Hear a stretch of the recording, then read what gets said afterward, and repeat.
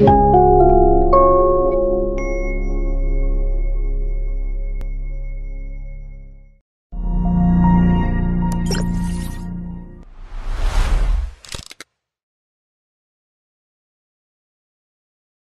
Kang Asep, dari ini pengalamannya kan luar biasa nih, S2 dua kali, lalu kemudian S3 juga masih beasiswa lagi. Nah, saya juga ingin menggali, misalnya nanti akan menjadi pertimbangan juga bagi mahasiswa yang menonton channel ini. Sebenarnya kualifikasi apa yang dibutuhkan untuk bisa berkompetisi mendapatkan beasiswa? Ya, baik dalam pengertian kualifikasi yang sifatnya akademik, lalu kemudian juga mental. Kan ada juga yang kualifikasi akademiknya punya, tetapi mentalitasnya tidak siap. Nah, bagaimana mempersiapkan dua hal itu? Oke. Ya, ini saya kira penting. Ketika siapapun yang hendak melanjutkan studi ke luar negeri, emang ini saya sebut luar negeri ya, karena ada persiapan yang harus dilakukan, ada ngeri-ngerinya di sana gitu. Panjang. Oke, setidaknya dalam pengalaman saya ini ada 3 hal yang harus dipersiapkan ketika siapapun ingin melanjutkan sekolah ke luar negeri melalui beasiswa ya, atau tidak beasiswa. Sebenarnya sama saja baik beasiswa atau tidak beasiswa. Pertama, Anda harus punya kemampuan akademik yang bagus, yang sesuai dengan standar negara yang dituju atau standar kampus, standar kualifikasi akademik yang ditetapkan oleh kampus tujuan Anda gitu ya. Nah, ini modal dasar. Kita tidak mungkin bisa sekolah dimanapun kalau kita tidak punya kualifikasi akademik. Kita tidak punya kemampuan akademik yang bagus ya. Berarti kalau kita masuk perguruan tinggi, berarti kemampuan intelektual kita itu dituntut ada gitu kan. Maka standarnya misalnya kalau kita S1 misalnya, usahakan IPK kita itu di atas 3,5, di atas 3 gitu kan. Bagus-bagus kalau 3,5 itu. Ini adalah semacam tiket awal kita untuk bisa mendaftar gitu kan. Nah, nggak mungkin kalau kita tidak punya ini, nggak kita bisa ikut mendaftar. Maka bagi sekarang mahasiswa sosiologi yang sedang kuliah, misalnya bila ada minat, maka dari sekarang nilai-nilai yang formal itu harus bagus. Itu tidak bisa dihindarkan, harus bagus, saya kira. Seperti itu. Yang kedua, bahasa. Kita harus punya kemampuan bahasa yang bagus di negara tujuan kita, yang ingin kita tuju. Kalau misalnya negara berbahasa Inggris seperti Inggris, Australia, maka kita harus punya kemampuan di bidang itu, dan Amerika misalnya. Maka kita dari awal ini harus mempersiapkan kemampuan bahasa kita yang bagus. Maka kita harus mengetahui apa sih standar bahasa yang diminta di negara itu, khususnya di perguruan tinggi yang kita tuju, berapa, apakah TOEFL kah, atau IELTS kah, atau yang lainnya. Kita harus tahu tuh, Kang Dede ya. Kalau kita sudah mengenal bahwasannya di sana ada IELTS seperti Australia dan Inggris, maka kita harus mempersiapkan diri punya sertifikat yang bagus di IELTS itu. Oke, nah ini bisa kita lakukan misalnya mahasiswa yang berminat ke sana bisa dari sekarang mempersiapkan diri dengan misalnya kursus bahasa Inggris, ikut TOEFL, IELTS preparation dan sebagainya. Jadi kalaupun tidak bisa belajar mandiri. Saya termasuk awalnya belajar mandiri ya.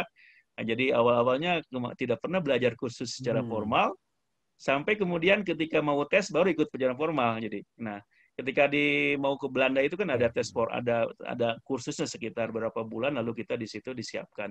Nah, tapi sebelumnya tidak pernah gitu ya. Maka kalau Anda punya modal yang bagus, punya dana yang cukup, saya kira bagus kalau mengambil kursus, karena dengan ikut kursus itu terarah bagaimana kita mendapatkan sertifikat yang bagus. Kalau kita ingin ke negara yang standarnya TOEFL, Anda seperti Amerika Serikat misalnya, dan juga negara Eropa lainnya, ke Belanda misalnya, negara Belanda itu memang berbahasa Belanda, tetapi ada kelas internasional. Di situ sertifikat bisa kita gunakan, bisa TOEFL, ya kita bisa pakai, atau IELTS juga sama seperti itu. Maka kita harus mempersiapkan TOEFL yang bagus, ya, kursus yang serius. Nah, kalau tidak bagus, kalau Anda syukur punya dana untuk kursus sendiri. Nah, ini penting bahasa ini karena kita adalah berhadapan dengan dosen yang berbahasa Inggris, mahasiswa yang berbahasa Inggris, paper juga berbahasa Inggris, misalnya, kemudian komunikasi berbahasa Inggris, masyarakat kebanyakan berbahasa Inggris. Nah, maka kemampuan bahasa ini menjadi mutlak. Nah, menjadi syarat mutlak bagi keberhasilan. Mungkin nilai kita bagus tuh, nilai akademiknya, tapi kalau bahasanya tidak bagus, itu kemungkinan besar gagal. Saya punya pengalaman, saya tidak perlu menyebut namanya, beberapa kawan saya yang juga siapapun itu, yang lainnya juga mereka punya kemampuan bagus, orang-orang hebat di Indonesia misalnya seperti itu, tapi mereka tidak bisa selesai studinya karena kemampuan bahasanya yang rendah, tidak memenuhi standar yang ada di sana. Ya, misalnya walaupun di Indonesia suka menulis misalnya luar biasa, tapi ketika di sana itu kan menulisnya dalam bahasa Inggris dengan cara mindset orang-orang Barat berpikir menulis seperti saya sebut tadi. Ya, jangan kita kan suka bawa, mungkin di Indonesia dia hebat menulis di mana, tapi kan orang Indonesia nulisnya muter-muter itu. Kita harus sebenarnya menyesuaikan dengan kemampuan bahasa itu sebenarnya kita menyelami juga mindset cara orang-orang di sana berpikir, orang Barat berpikir dan menulis seperti itu. Nah, ini pentingnya. Tidak mungkin kita bisa selesai dengan baik karena apalagi dalam kemampuan menulis kalau kemampuan bahasa Inggris kita tidak bagus. Oke. Yang ketiga, ini adalah kesiapan mental. Mungkin kapasitas intelektual kita bagus, bahasa kita udah bagus, tetapi tidak akan berhasil kalau tidak punya kemampuan mental yang cukup untuk hidup di negara orang. Jadi dalam hal ini dibutuhkan mental kita untuk siap tinggal di negara orang, untuk bisa berkomunikasi, beradaptasi dengan aturan-aturan kampus di negara orang, untuk bisa bagaimana berkomunikasi juga dengan warga-warga yang berdatangan dari berbagai negara. Nah, kita harus siapkan mental. Kita bahwa kita bisa cepat beradaptasi dengan keberadaan dan aturan di negara kita datang itu. Nah, ini sangat penting, salah satu syarat penting kalau kita ingin berhasil. Kalau kita punya karakter cepat menyerah, dalam bahasa Sundanya tebetahan, saya kira ini agak susah untuk berhasil ya, karena mungkin kita kan di sana paling lama tinggal paling cepat 2 tahun untuk master misalnya. Untuk S3 bisa lebih lama, 4 tahun kan, bisa lebih bahkan seperti itu kalau kita bekerja di sana. Maka harus punya dalam mental kita disiapkan bahwa kita akan punya kemampuan beradaptasi dengan negara di sana dari segi budaya, tanpa kita kehilangan identitas kita sendiri. Yang dalam bahasa Sunda itu berarti pindah cai, pindah tampian gitu kan. Nah, kita mengikuti tradisi yang ada di sana tanpa kita kehilangan diri kita sendiri. Maka ciri sabumi cara sadesa itu harus kita ikutin di sana gitu supaya kita bisa survive. Tanpa itu kita tidak bisa survive, dan itu banyak kasus terjadi ketika tidak bisa beradaptasi dengan budaya baru, negara baru, aturan baru, rumah tangga baru, maka itu kemungkinan besar untuk gagal, tidak mampu menyelesaikan studi itu sangat besar. Begitu saya kira. Nah, termasuk poin yang terakhir Kang Asep, karena mungkin untuk beberapa kultur di Indonesia, termasuk misalnya kultur Sunda, Nu eraan, atau tidak terbiasa juga untuk berdiaspora ke tempat yang lain, jangankan ke luar negeri, bahkan untuk ke provinsi yang lain juga tidak terlalu banyak sebenarnya kan, dibanding misalnya beberapa kultur di masyarakat Indonesia, misalnya seperti Sumatera, kemudian juga Jawa Tengah, Jawa Timur itu kan punya kultur berdiaspora yang sangat kuat. Nah, mungkin sebagian besar pemirsa ini juga ada di sekitar Sunda, seperti Kang Asep dan juga seperti saya. Jadi mentalitas yang ada dalam kultur itu bagaimana kemudian mereformasinya gitu, agar punya daya saing seperti itu. Saya melihat itu tidak dalam hal masalah right or wrong ya, atau salah benar ya, tetapi saya melihat masalah kondisional, masalah situasional mengapa itu terjadi gitu. Dan juga sekarang juga keliru kalau menganggap orang Sunda hanya kurung batoken, ya kan, tidak, atau hanya katak dalam tempurung. Sekarang banyak orang Sunda sejak dulu juga sama seperti itu. Banyak orang Sunda yang juga berdiaspora ke luar wilayah Tatar Sunda, baik di dalam wilayah Indonesia sendiri. Ketika saya misalnya di Kalimantan Tengah, saya banyak ketemu orang Sunda di sana, gitu kan. Ketika saya ke Australia banyak juga, ketika di Belanda juga sama dan sebagainya, gitu ya. Nah, tetapi memang jumlahnya tidak sebanyak yang dari etnik lain, misalnya etnik Jawa, karena ini kan masalah proporsional saja. Orang Jawa di Indonesia adalah mayoritas, maka yang diaspora pun banyak. Oke kan? Seperti itu. Nah, orang Sunda yang tidak lebih sedikit pasti sedikit. Nah, gitu. Saya kira itu. Jadi saya kira tidak benar kalau orang Sunda itu tidak bisa berdiaspora atau tidak mau fight dengan sesuatu yang baru. Nah, saya kira. Terus ada kultur juga. Menurut saya mengapa katakanlah kalau kita melihat ada kekurangan diaspora di kalangan orang Sunda, karena memang orang Sunda itu buat apa kita ninggalin rumah sendiri, rumah kita yang indah itu berarti kita tinggalin. Tanah kita subur, air di mana-mana ngocor, gunung hijau dan sebagainya, udara enak, udara nyaman. Buat apa kita pergi ke kampung orang, gitu kan? Nah, gitu kan. Jadi inilah yang mendorong, saya kira mungkin kalau kita setuju itu, yang orang Sunda tidak perlu pergi keluar orang, karena kita mendapatkan emas di negeri sendiri, gitu. Orang pergi keluar, misalnya orang-orang Madura, katakanlah begitu, mereka banyak di Kalimantan sebagainya, karena memang kultur alam mereka yang keras. Mereka mencari emas karena tidak ada tanda petik emas di kampung sendiri, maka mencari emas di negeri orang. Ya kan? Maka mereka secara kultural, secara geografis terdorong untuk keluar dari rumahnya sendiri. Nah, bagi kita yang ada di sini, emasnya ada di rumah kita sendiri, kenapa harus cari di orang lain, kan? Seperti itu. Nah, itu menurut saya. Nah, itu kalau kita mau berapologi ya. Tapi saya katakan bahwa orang Sunda sama punya fighting spirit yang sama dengan etnik lainnya, dan saya itu temukan di mana-mana, gitu kan. Etnik Bahkan lain saya saya merasa kasihan pernah ketemu dengan seorang bapak-bapak yang tinggal di Australia dari tahun 70-an, sendiri datang ke sana. Sampai sekarang dia masih tinggal di sana, menikah dengan orang sana. Pertanyaan saya, ini si bapak ini kasihan juga ya, apa dia nggak mau pulang gitu ya? Tapi ternyata dia tidak mau pulang karena memang dia sudah merasa enjoy di sana, Kang Dede. Ya? Gimana? Ya. Dia udah merasa enjoy, dia tidak merasa ingin pulang karena sudah merasa enjoy di sana, menjadi warga di sana dan sebagainya. Itu bisa saya temukan di negara-negara lainnya juga. Di Belanda juga sama, saya ketemu dengan orang Sunda sama, di etnik lainnya gitu. Mungkin yang perlu kita tanamkan sekarang kepada mahasiswa kita khususnya adalah merubah mindset mereka untuk tidak menjadi katak dalam tempurung.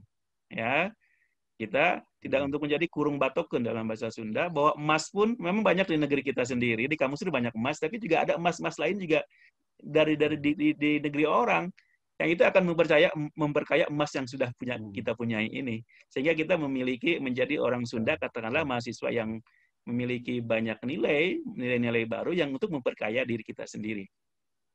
Oke. Oke, Kang Asep, saya lanjut ke pertanyaan kedua. Bagaimana perasaan atau pengalaman-pengalaman ketika kuliah di luar negeri? Ya ada dua kan, ada di Eropa lalu kemudian ke Australia. Apa yang didapatkan, kelebihan kekurangannya, kemudian apa yang bisa dibawa ke negara kita, kemudian diseminasikan kepada teman-teman yang lain tentang pengalaman kuliah di luar negeri seperti itu. Oke, tentu saja ini pengalaman saya yang subjektif, yang mungkin berbeda dari kawan. Saya kira banyak hal yang bisa yang saya dapatkan ketika saya sekolah di Eropa dan di Australia. Australia juga sebenarnya itu basicnya Eropa, Kang Dede ya, karena adalah mereka walaupun secara geografis adalah berada dekat ke Asia, tetapi kultur mereka, cara berpikir mereka adalah Eropa, ya. Mereka, apalagi pada dasarnya mereka adalah orang-orang Inggris sebenarnya yang datang ke Australia, ya. Hampir sama seperti New Zealand juga. Jadi tapi Australia lebih multikultural karena selain berlatar belakang Inggris juga berlatar belakang Eropa Barat lainnya. Jadi dua-duanya sebenarnya basicnya adalah Eropa, Kang Dede ya, atau negara Barat. Nah, yang saya dapatkan tentu saja adalah pengalaman intelektual yang berbeda yang saya rasakan ketika di Indonesia gitu. Yaitu, oke. Saya misalnya yang merubah saya adalah cara berpikir. Gitu kan. Cara berpikir saya bahwa saya kira mungkin saya tidak bermaksud untuk merendahkan yang ada di dalam negeri, tapi ini pengalaman mungkin sekarang udah berubah di dalam negeri bahwa kita dididik untuk berpikir kritis terhadap apapun yang kita terima, kan? Gitu ya, berpikir kritis. Maka critical thinking itu sangat penting. Nah, saya kira di kampus-kampus di negara barat itu, critical thinking itu yang sudah diajarkan sejak universitas di semester 1, atau mungkin sejak mereka high school ya. Ini yang penting. Nah, critical thinking ini sangat penting kita menjadi basic kita sebagai ilmuwan, sebagai akademisi, sebagai intelektual, dan mungkin sebagai secara umum sebagai manusia modern yang beradab. Saya kira ini penting ya. Nah, itu critical thinking ini sangat penting. Saya kira apalagi dalam konteks sekarang, kalau kita terapkan saat sekarang ini, di saat media sosial begitu dominan dan masyarakat menjadikan media sosial sebagai sumber utama informasi mereka, maka critical thinking ini menjadi sangat penting ya, dalam konteks sekarang ya. Untuk supaya kita tidak terjebak kepada dengan hoax, misinformasi atau disinformasi, kira-kira yang pentingnya. Yang kedua, kultur yang saya dapatkan ya. Kultur akademik. Nah, kultur ini tentu bersifat sangat budaya yang berbeda dari budaya kita. Misalnya tadi dalam konteks meskipun kita secara pendidikan beda dengan pembimbing kita, dengan dosen kita, ya mereka sudah profesor atau sudah doktor, kita baru S2 atau baru S3, tapi mereka itu tidak pernah menganggap rendah kita. Mereka tidak pernah mengabaikan pandangan kita, apalagi sampai meremehkan pandangan kita. Apapun yang kita sampaikan dalam kelas atau secara komunikasi pribadi, mereka akan mengapresiasinya dengan baik. Nah, inilah prinsip egalitarianisme di kalangan perguruan tinggi di negara Australia dan Belanda yang saya tahu, sehingga ini mendorong mahasiswa, kita sebagai mahasiswa, untuk secara tidak takut untuk menyampaikan apa yang kita pikirkan, yang kita rasakan, untuk kita bertanya tanpa ada perasaan segan, sungkan, takut. Tapi tetap ada nilai-nilai kesopanan di situ. Contoh tadi misalnya, kita di kelas pun tidak perlu memanggil mereka profesor, cukup namanya saja. Misalnya pembimbing saya David Hill, kita panggil David aja, nah itu biasa. Atau yang kedua Gary Roden, panggil Gary aja, baik itu di forum kelas, seminar, atau ketika ketemu di koridor. Karena kan kalau S3 di luar negeri itu kita menjadi bagian dari lembaga riset. Kita mendapatkan kantor, mendapatkan komputer, mendapatkan meja. Nah, maka pergaulan sehari-hari dengan kita itu intensif setiap hari. Maka ketika itu pun egaliter itu sangat tampak sekali. Nah, dengan iklim yang egaliter itu akan tercipta hubungan yang bagus, yang sehat antara kita dengan pembimbing kita. Kalau dalam konteks sebagai mahasiswa S3 ya, atau sesama hubungan dosen dengan mahasiswa yang tidak terlalu jarak jauhnya, sehingga tercipta potensi-potensi kita itu akan nampak di depan mereka karena tidak ada barrier dari segi psikologisnya, saya kira itu. Itu saya kira yang sangat penting, yang membuat cara pola berpikir saya dari secara akademik seperti itu. Nah, yang lebih penting lagi, Kang Dede, yang salah satu dari segi akademik juga perpustakaannya yang luar biasa, Kang Dede. Nah, saya kira ini masih menjadi tantangan bagi kampus-kampus di negara kita, termasuk perguruan tinggi kita, perpustakaan. Perpustakaan itu orang selalu bilang the heart of university, kan, jantung universitas. Nah, itu betul-betul di sana terbukti menjadi jantung universitas itu. Bukan bagus secara fisik, tapi juga dalamnya juga bagus. Kalau di kita kan masih didulukan dulu fisiknya bagus, Kang Dede ya. Di dalamnya kita nggak tahu. Seperti desainnya bagus, gitu ya. Desainnya bagus. Bahkan kalau Kang Dede mungkin pernah ke Leiden kan, itu namanya perpustakaan KITLV, pusat perpustakaan yang menampung bagai sumber-sumber kolonial baik Indonesia atau non Indonesia. Orang tidak menyangka bahwa itu adalah perpustakaan yang sangat luar biasa karena bangunannya biasa saja, dari segi di atas hanya satu bangunan. Tapi kalau lihat ke bawah itu bisa beberapa lantai ke bawah kan. Apalagi yang sudah biblioteknya di sana. Jadi seperti itu. Jadi itu adalah layanan ini perguruan tinggi perpustakaan yang sangat luar biasa, dan saya kira dirasakan juga di negara-negara lain bagi kawan-kawan yang studi di Amerika, di Jerman dan sebagainya. Jadi library itu betul-betul menjadi jantung universitas, dan kita sebagai mahasiswa betul-betul merasakan manfaat yang luar biasa dari perpustakaan itu. Bukan cuma koleksi yang banyak, yang luar biasa, tapi juga pelayanan yang luar biasa. Servisnya itu, servis maksimal gitu. Saya kira seperti itu. Belum lagi ada interlibrary loan. Kita bisa meminjam dari kampus lain hanya dengan mengklik pinjam dari kampus tempat kita ada tanpa kita pergi kemana, nanti datang seminggu kemudian ke kita. Gitu. Betul. Saya kira seperti itu. Betul. Saya kira itu banyak nanti yang akan bisa sampaikan gitu seperti itu.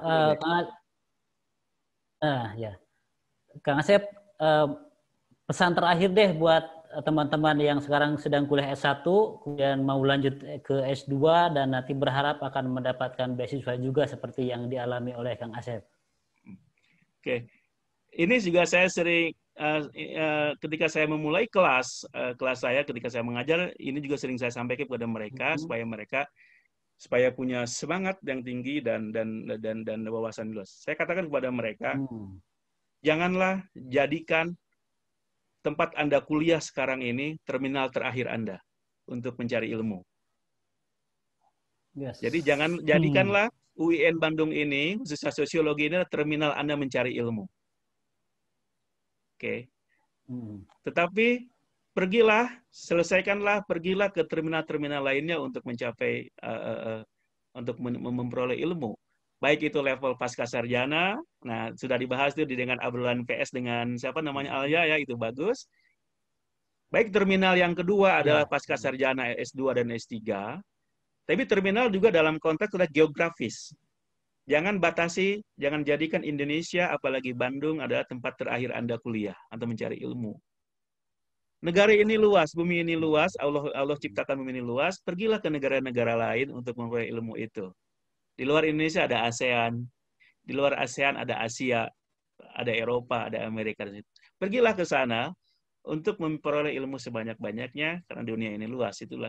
Janganlah menjadi katak dalam tempurung, supaya bahwa dunia ini luas, perluas wawasan Anda, jangan jadikan diri Anda katak dalam tempurung. Nah, bagaimana untuk bisa mencapai 3 hal itu, saya yang tadi. Sekarang bagi Anda yang sedang kuliah, baik-baiklah dalam nilai-nilai Anda yang akademik itu, tapi jangan khawatir kalau dapat C, nggak usah perlu diulang lah. Apa C juga bagus gitu kan. Karena mahasiswa ketika dapat C, mereka luar biasa panik, itu biasa saja, C juga bagus kan ya. Yang penting di atas 3 itunya, IPK-nya seperti itu.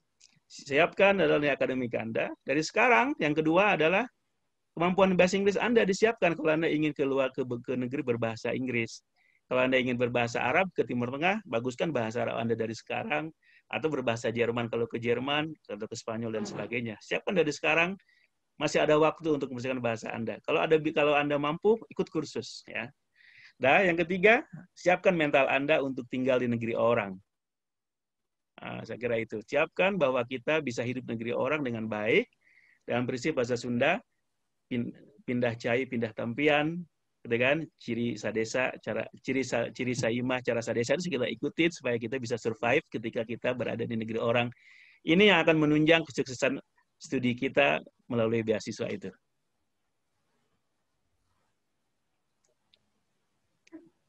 Saya kira itu, Kang Dede. Luar biasa sekali Pak Asep ya, inspirasi buat teman-teman semua. Kang Asep sudah mendapatkan pengalaman beasiswa dari mulai S2 2 kali, kemudian S3, dan sekarang ya saya bersyukur juga bisa berkenalan di di jurusan yang sama, di jurusan sosiologi, dan teman-teman penonton PS juga bisa mendapatkan beberapa inspirasi dari pengalaman Kang Asep tentang bagaimana mendapatkan beasiswa dan juga bagaimana belajar di luar negeri. Nah, sahabat semua bisa mendapatkan juga penjelasan tentang pemikiran-pemikiran dari Pak Asep Muhammad Iqbal PhD ini di channel yang beliau asuh. Ada 2, ada Sosiologi Explain, itu menjelaskan tentang materi-materi perkuliahan. Juga ada yang kajian atau diskurs yang bersifat umum di CISSR Review gitu ya. Silakan teman semua bisa berkunjung ke situ untuk mendapatkan banyak diskusi, wacana, dan bisa subscribe juga di situ. Terima kasih Kang Asep Iqbal atas kesempatan berbagi pengalaman, inspirasi juga buat teman-teman semua. Insya Allah nanti kalau ada yang terinspirasi mungkin nanti bisa kabari Kang Asep. Alhamdulillah saya sudah kuliah di luar negeri setelah menonton tayangan ini. Wah, luar biasa sekali ya. Terima kasih baik, sudah Kang Asep, mengundang terima ya. kasih. Kita ketemu lagi, salam sehat ya. Assalamualaikum warahmatullahi wabarakatuh. Waalaikumsalam, semoga bermanfaat. Terima kasih.